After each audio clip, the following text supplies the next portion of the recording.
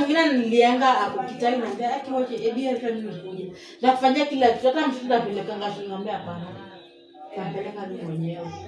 Sitaki. Mademo kuna madharau. Kuna yeye lakini anakuonea wivu.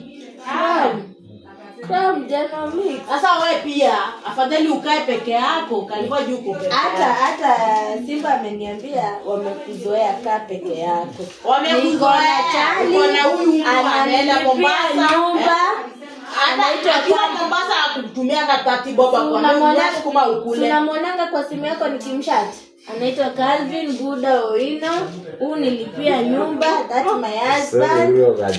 Wengine wakajorea na sasa kuliko nikae na mwanamke anitekia advantage. Afadhali unaona story ya mwanaume utamconvince kuja kutonga history hiyo. Lakini dema na kuonyesha madharau mpaka ati hataki mtu mwanzako akubalie pombe. Usinunue hiyo pombe. Wacha alipe. Hiyo ni nini? Pateni ni kunywange